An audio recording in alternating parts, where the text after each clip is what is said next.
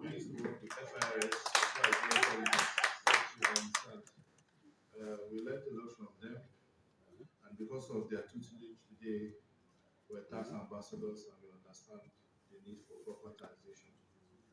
And my brother, who has been teasing me out when we met outside, I'm actually glad that a lot of young people are beginning to fill up this space. There's a big need to support the political circle. We really would appreciate intelligent young people to come in so that laws that will be made will be laws that are made for people who understand what is happening. I want to plead with everyone here that if you want that change, be part of it. Come into the system and help us. Because before now, it was left to thugs. If a thug makes a law, you know how it will end. If we stay on the side and keep complaining, who is going to help us clean? We took the giant step, left FIRS, got elected before 40. I just turned 40 this year. I'm still very young. And it hasn't been easy. And so I want to encourage young people and people who have Nigeria at heart join the political trend so that we stop complaining. So somebody said that we're supposed to round up in 15 minutes. And they're sorry, we politicians we talk. So we're supposed to round up in 15 minutes. Sorry? Okay. So we're supposed to round up in 15 minutes and for want of time, I'm going to give each speaker 3 minutes to speak. Then we'll have about 6 minutes for questions and then contributions from the floor. Thank you and God bless.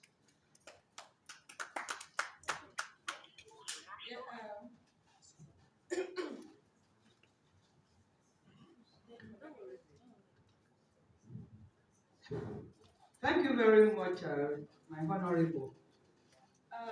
What we're talking about is after.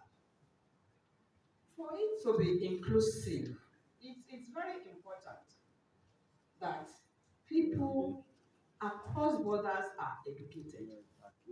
How many of us seated here actually know about after? We need to educate people concerning this issue for it to succeed. We have virtually open borders. The people at the borders are trading. What is the import for them? We need to educate them because they must buy into it. In educating them, we must simplify the forms that they need to fill. Even if we have to do the forms in their local languages, that is how we can have inclusive participation. Also, what are we talking about? Each and every one of us here, we need to examine ourselves. We need to do a paradigm shift of the infrastructure of our minds. Infrastructures of our mind in the sense that this thing is supposed to be for everybody. Why am I cornering it myself? The youth, Africa has 65% of its population as youth, less than 25 years. And these are very volatile population. We need to let them have a revaluation of value. Let them know that hard work pays. We need to let them know.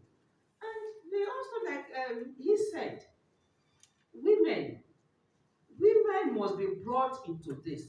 Because when you look at the informal sector make up over 80% of commercial activities in Africa.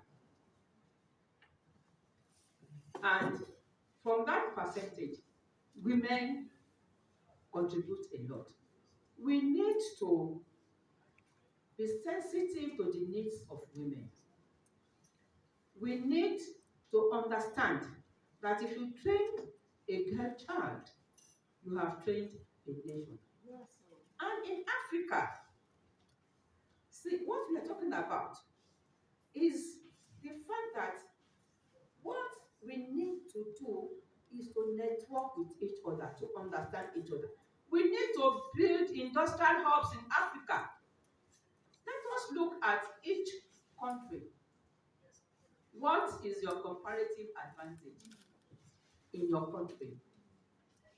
If it is cotton that you have, let us have textile industry in that country. Different countries. What is our policy on intellectual property?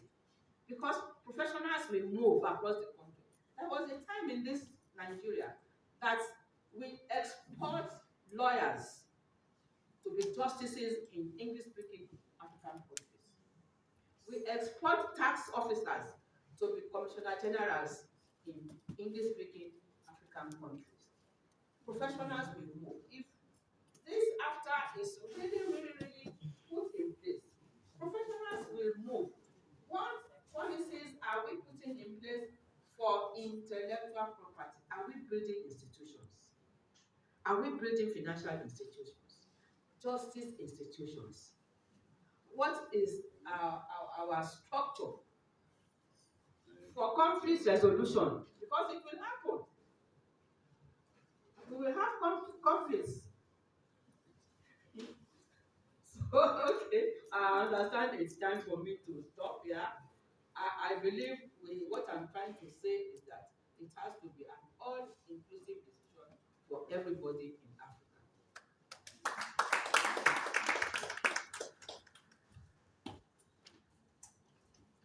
Mario, forgive me, I gave you extra time. You know, women, they're the ones who call the shots. We're just appendages. Thank you for that insight. To add to what she's saying, if you look at what plays out in East Africa, women form part of the informal sector because they are involved in buying and selling a lot. And then they pay money to a group of people who they call protectors, who now like give them protection in the market. And those same women are expected to pay taxes.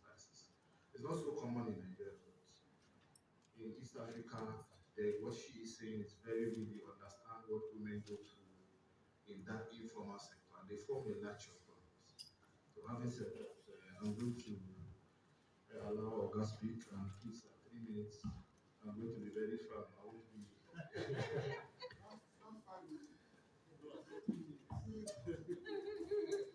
thank you. Yeah, good afternoon once more. Yeah, Celestine. Yeah, I think African continental free trade is a game changer, as some authors put it that way. Even European Center for Policy Studies, World Bank, they see it as a game changer for Africa. And I believe that is what it should be, and that's what it is. Because Africa, with regards to the global level, is still nowhere in terms of trade. But trade is what we as Africa should be looking up to, in terms of development, not about the aids we receive, coming in different form with different conditions. So what am I saying? Is the importance, the need for both intra and inter-Africa trade is very, very important. I will just look at the conditions. Yeah, what are the conditions? Because before you even talk about equitable outcomes, how do we get the outcomes first before you talk about it being equitable? This is very, very important. Yeah, looking at the prospect, the World Bank projected about 35 billion annual growth with regards to potency within the continental trade agreement, apart from bringing in the 1.3 billion people together. But there are conditions for this. First of all is the leadership.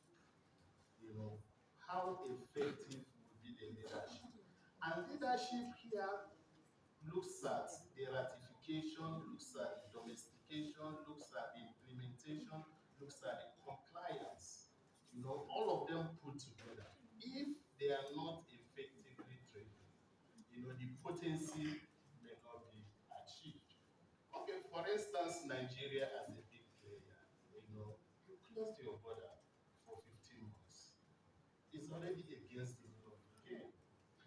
That shouldn't be. There should have been alternative, to smuggling coming into Nigeria, not a big player like Nigeria closing your border for 15 months because of smuggling. I think that was a very bad precedence, and there should be alternative. Yeah, there should be alternative to that. And secondly, there should be security, and stability, political stability within these countries. And what it means is there should be security. But looking at all these countries, Africa, from the west, north, and all of them, there's political instability, insecurity, and you cannot get investment within such an environment. It's not possible. Nobody will come to invest. Rather people